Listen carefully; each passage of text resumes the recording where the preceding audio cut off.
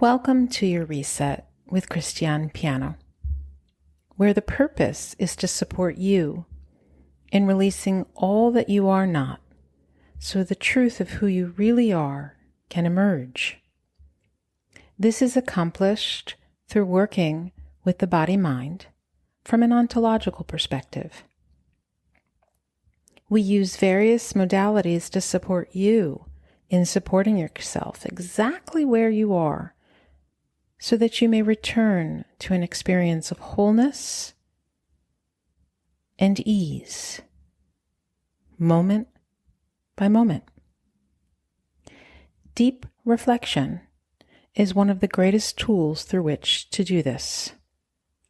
To take a moment, to pause, assess, reflect, and literally and figuratively reset, come back to center, and move back into your one and precious life with increased clarity and purpose.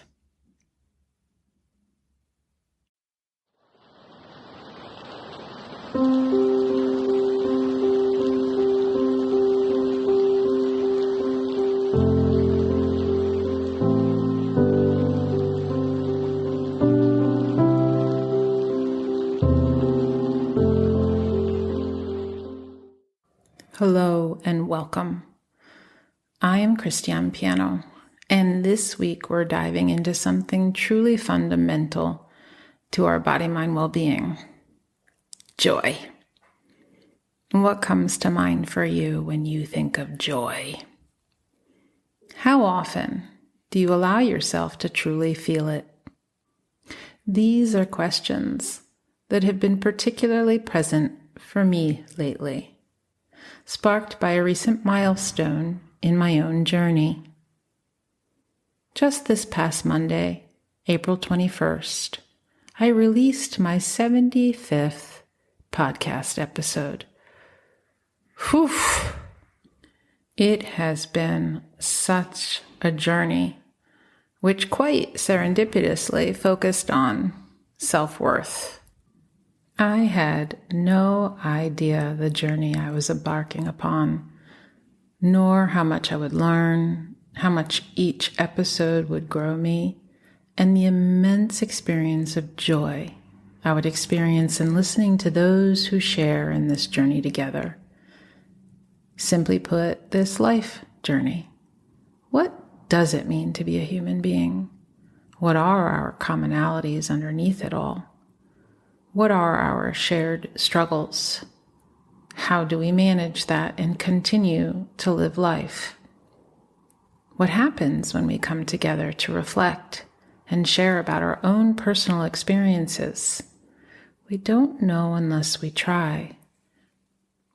To be for others through it all is one of the greatest sources of joy that there is. My inner circle, though small, is a profound source of joy. It's a tapestry woven with threads of long-standing connections and newer, equally meaningful bonds.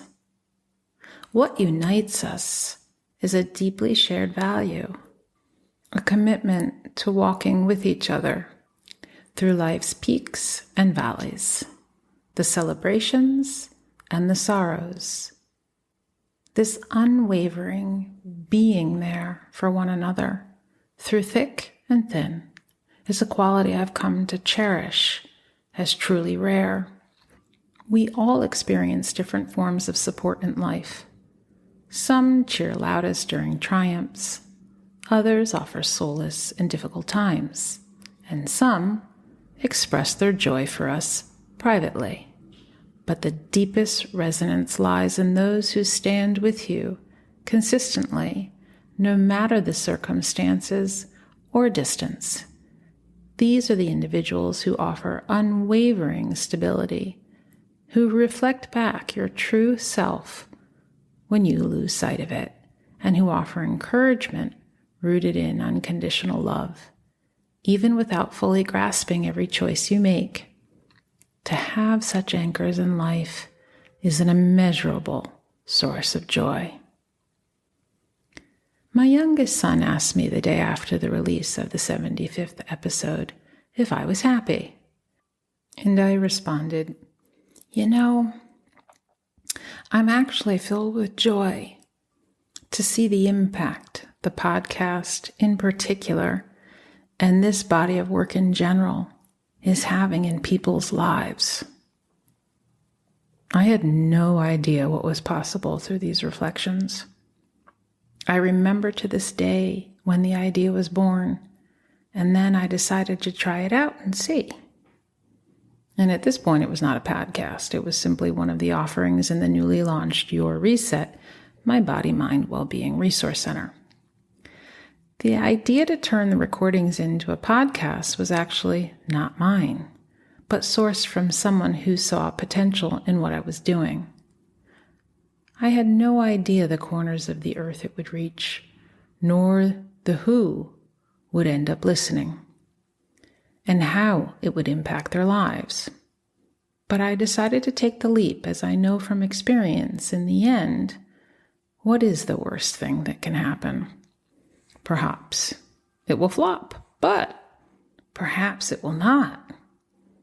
But I will never know if I don't put it out there. You see, my focus isn't on personal fame, but on amplifying the impact of my work, a source of great joy. There are many facets to what I do, but one of the simplest ways to put it is I guide people to learn how to care for themselves, all layers of their being, from the surface to the greatest depths, depending on what one is willing to engage in. And it is something that, if truly alive, it will change, adapt, and develop over the years. One would think this is a basic principle, but in reality, it is actually a learned practice.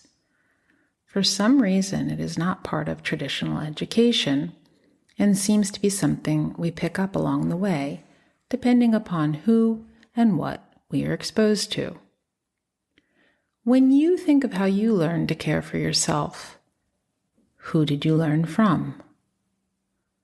When you think of joy, who are your examples? Do you observe a correlation between self-care and the experience of joy? How often do you experience it in your life? Joy is defined as a feeling of great pleasure and happiness, often intertwined with it as an emotion. Joy and happiness are often used interchangeably, but in actuality, there is quite a difference. And in this episode, we will be making this distinction together. Happiness is typically a more fleeting emotion, often sparked by a particular moment or event that brings a sense of excitement or exhilaration. Joy, on the other hand, offers a unique and profound impact, as it is a more long-lasting state of being, characterized by contentment and satisfaction with life overall. Consider these related words, each carrying a slightly different nuance of joyful experience. Jubilant, feeling or expressing great joy or satisfaction. Rapturous, full of feeling or manifesting ecstatic joy or delight. Thrilled, feeling intense, pleasurable excitement. Exuberant, full of energy, excitement, and cheerfulness. Joy is unique in its impact on both our body-mind. What's particularly significant about joy is that it is a moment of suspension from the usual state and focus of the mind. The knots. When experiencing joy, you may be aware of the knots in the body and mind, but it just does not seem to be the main focus. It could be likened to a suspension from the experience of stuckness and on a focus of what is flowing. And this supports us in returning to a state of being with life as it is, not how we think it should or should not be. There is an ease that results with being with all as is. even amidst the challenges. You see, joy often unfolds in symbiosis with a state of flow and triggers a host of significant physiological and psychological changes that can improve our physical and mental health. After all, they go hand in hand. A state of joy can help to lower anxiety, decrease stress, hormones, support myocardial health, and may even lessen pain. And luckily for us, there are many easy things we can do each day in order to boost the amount we experience. If you think of the resulting embodied experience of joy, when you have experienced it, what comes to the forefront? Unlike other emotions, joy often shows itself when something you have been working hard at for a long time bears fruition, or perhaps an outcome exceeds all expectations, an experience that continually becomes highlighted in my own personal and professional life as I continue to share what lights me up and has impacted me personally. What is something that has filled you with joy recently? Are you present to the thoughts, physical sensations, and posture that was present in that moment? Joy often refers to a broad sense of being satisfied with life that appears after experiencing a sense of awe and wonder. As I mentioned earlier, there are some fundamental differences between joy and happiness. One of these is that while joy is experienced naturally, happiness is often pursued. And even the way we express joy is different from our other emotions. For example, the smile it produces is different from how we might smile when we're happy. Joy creates what's known as a Duchenne smile, an involuntary, genuine smile that reaches our eyes. This type of smile is associated with a range of benefits, such as improvements in physical health, better recovery after illness, and stronger bonds with others. This genuine Duchenne smile, a powerful indicator of true joy, highlights the depth of this emotion. Moving beyond this physical manifestation, understanding the distinction between joy and happiness becomes crucial, as it is felt by those who witness it, as well as the person who is experiencing it within. It cannot be faked, and when one puts on a fake smile, those experiencing it can feel it, although they may not be able to put their finger on what exactly they sense is off. Something just does not feel genuine. Learning to trust these instincts is a fundamental skill to be taught as we learn to navigate the world. Understanding the difference between joy and happiness is important, as it can help your family prioritize what's most essential and appreciate life in a much deeper and more meaningful way. Joy is a deeper emotion than happiness, as it comes from within, from a sense of purpose and meaning, including finding meaning in suffering, and from relationships with others. It therefore lasts longer than its counterpart. It's also relatively independent from happiness. Joy is internal and connected to living a more authentic life.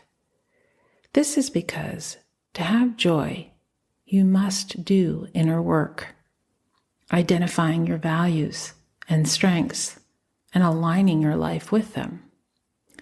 As Jim Morrison so beautifully stated, the most important kind of freedom is to be what you really are. You trade in your reality for a role. You trade in your sense for an act. You give up your ability to feel and in exchange put on a mask. There can't be any large-scale revolution until there's a personal revolution on an individual level. It's got to happen inside first. Joy in a sense, is bigger than all of us. And it is a calling for us to break out of ourselves and create meaningful and deep connections with those we love. Joy is an emotion, however, it's also a state of mind. As it is not based on external events, it can help you and your family find fulfillment and contentment, even in difficult times. Given this understanding of joy as a deep and internally driven state, it becomes incredibly valuable to consider how we cultivate this within ourselves, and importantly, how we guide the younger generation doing the same. If you are involved in a child's life, no matter what the role is, it can prove valuable to invest your time in teaching them, as well as demonstrating yourself, how it is one goes about cultivating joy. This can be done from a young age and serves as a compass in life.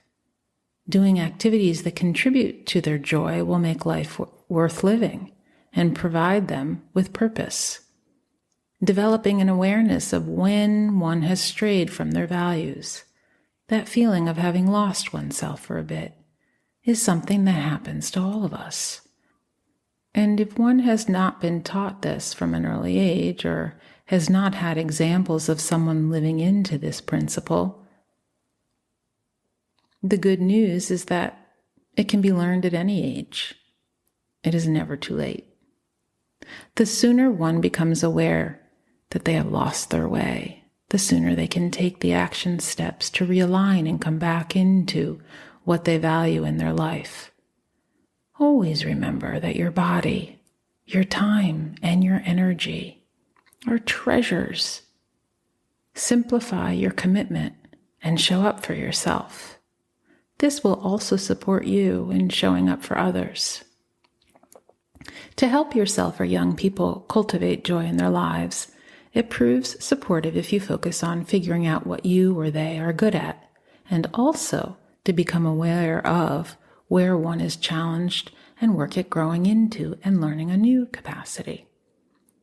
Once awareness is developed in one or more area, you can align the way you live with your strengths, which births a sense of purpose and meaning, a key foundation to experiencing joy. I remember when I first launched this podcast, I felt like a newborn, deeply vulnerable. It was similar to the experience of when I launched my website using my name. I felt exposed. With this podcast, I felt even more exposed. I sensed that with the website, it was more of a once-removed experience. Yet in launching this podcast, something felt very different. I was not only putting my name out there, but my voice, my face, and my ideas, and sharing of myself on yet another level. As what I share here is like putting myself on the chopping block, exposing myself and what my life is about. And this opens me up to judgment and criticism. But it also allows for more people to have access to what I am offering. And this is what I focus on. There will always be people who criticize and judge, but there are also those who will admire, be inspired and touched, and perhaps will be impacted in a positive way. That is what keeps me on this path that I am on. It's bigger than me. In a certain sense, I had to be willing to get out of my own way at another level in order to reach more people. And the sense of joy and deep fulfillment has continued to intensify as those who interact with this content I create share with me how it is impacting their actual lives in real time. It keeps me humble and grateful. If you have an adolescent, teen, or young adult, they can also find purpose and meaning by exploring what their values are and living in alignment with them. Volunteering, doing acts of kindness for others, and keeping a gratitude journal can also be helpful. Sharing around the dinner table favorite things about one another, moments of appreciation for all that actually is in one's life, and those with whom we share in life with can be deeply touching, enriching for all, and a source of great joy. You can help your child, whatever their age, to cultivate joy. Encourage them to do activities that are meaningful to them, as that will help them discover their strengths. When they're engaging in an activity they enjoy, do the activity with them, or ask them to teach you how to do it. Another way to help your child cultivate joy and social wellness is by giving back as a family. Volunteer together and teach them how to be selfless through example. You can also encourage genuine connection through family meals by making time for conversation and actively listening to your child without judgment. These activities are great ways to contribute to the fulfillment and contentment that are associated with joy.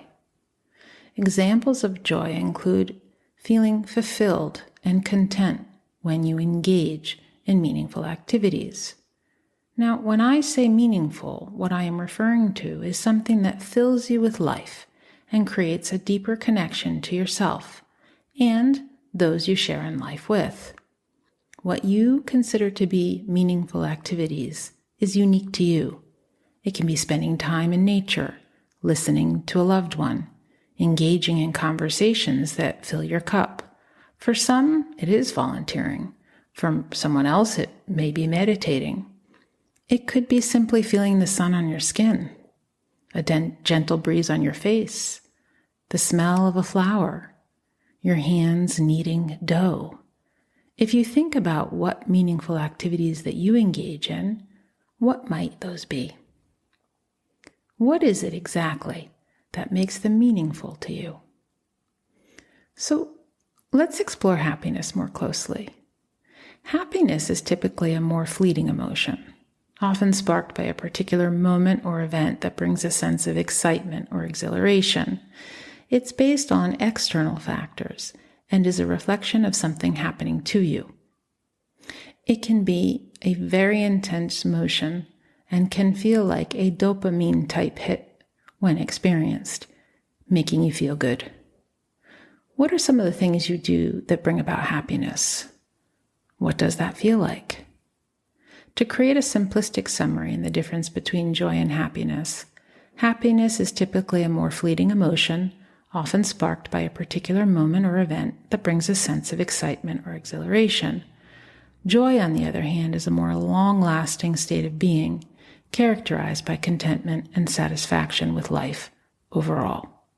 Joy is not determined by your circumstances, and it could be equated to an undertone resonating in the background, no matter what may be unfolding. Understanding this distinction is valuable for all of us when pursuing greater well-being and fulfillment. By understanding the unique contributions of joy and happiness, you can put happiness into proper perspective and perhaps prioritize joy. Clarity on this will provide supportive of you and your loved ones, or the team of people you work with, in accessing and experiencing greater fulfillment, a sense of purpose, and in navigating the ups and downs of life with greater resilience, which is especially helpful when dealing with stress. You'll also have more appreciation for all life has to offer, no matter what that may be in any moment. Knowing the difference between joy and happiness can also prove supportive when it comes to mental health. While everyone truly wants joy, not a lot of people know how to obtain it. Instead, they chase happiness, which is fleeting. Those who focus on happiness and don't experience it as much as they would want could feel sad and even depressed. For example, smiling depression, which is essentially depression hidden behind a happy and content facade, could be an issue. By knowing the difference between joy and happiness and applying that knowledge, you yourself and those with whom you share life with, whether it be in the personal or professional domain, can focus on pursuing the long-lasting contentment and satisfaction that joy brings. This episode would not be complete, nor would your conversation with yourself or the younger ones in your life be complete without a supportive reminder that joy can exist simultaneously with other emotions. For example, sadness can coexist with joy. It sounds strange, you might be thinking. How can I ever feel joy about the death of my loved one? The truth is, there is so much space for joy in your grief. Joy can be experienced amidst great hardships and challenge, especially when we are choosing to expand into boldness. Bold moves can create a sense of unsteadiness with the uncertainty that it brings. And yet, with that comes a simultaneous experience of bold joy as you move through what you need to, sometimes step by step, breath by breath, asking those who stand for you to be there with you through it all. Joy is not mere happiness, but it is also not devoid of it. Joy is a core human experience, but we often don't understand the true depth of its meaning in our lives. Remember that no matter what you are navigating, joy is present even in the most mundane of daily life. You just have to be paying attention enough to find it. It's the ridiculously affordable plane ticket that's waiting for you to type into that search bar. It's the exact kind of book that you've been wanting to read, just sitting out on display with a perfect handwritten recommendation. It's a beautiful stranger you just happen to sit next to at the restaurant bar. It's gorgeous weather when the forecast promised you rain. Immerse yourself in it when you're present to it. In learning to navigate life, there is the school we are sent to receive a particular education that has been set up by the powers that be in the places we live in or grew up in. Let that not be mistaken for the school of life. The school of life is a whole other deal. And for lack of a better term, regular education, the school you were sent to as a child, in the curriculum there is nothing or no one that teaches us how to be a grown-up. If you think about it, we grow automatically and then all of a sudden we're taller, curvier, and eventually, sometime down the line, gray hairs start showing up. And in all of that, there is an assumption that we are all grown up. But are we really? This is where growing up and maturity comes into play. Maturity is not something that occurs automatically. One has to be willing to engage consciously and deliberately choose to mature. In one sense, maturity is a growing out of things naturally, even growing out of who you think you are, to enable to live into who you truly are.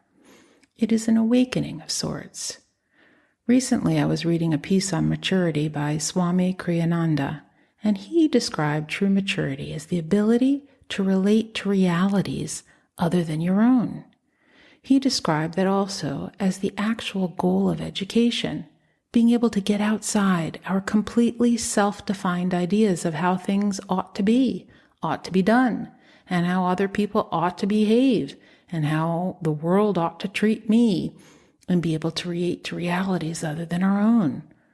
What is really happening here? What do other people need? What are their true thoughts and feelings? How can I become a meaningful contributor to the world around me?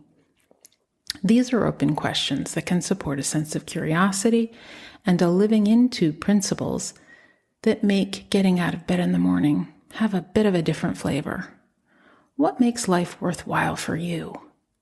We all know that nothing stays the same. Everything passes, but the one thing that remains the same is our inner consciousness, and it can be a source of generosity, and in that, giving deep, meaningful richness is a fountain of joy. No matter what you are navigating, may you remind yourself from time to time that deep, enriching, soulful joy can be present even in the midst of adversity. Stay connected to what truly matters. As the Buddha stated, we are shaped by our thoughts. We become what we think. When the mind is pure, joy follows like a shadow that never leaves.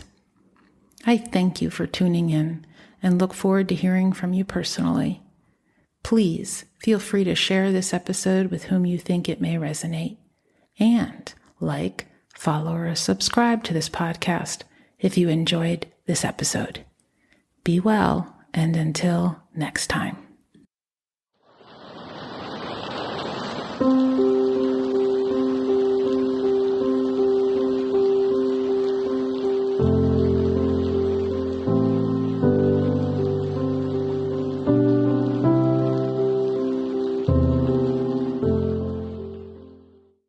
If you are interested in working with me on any level of body-mind well-being, whether it be through individual body-mind maturation work sessions, perhaps participating in a series, individual privates, or through my video on-demand services, if you have questions, if you would like to engage on any level, feel free to schedule a free 15-minute consult in the appointment section, www.christianepiano.com, or email me directly at growth@christianepiano.com.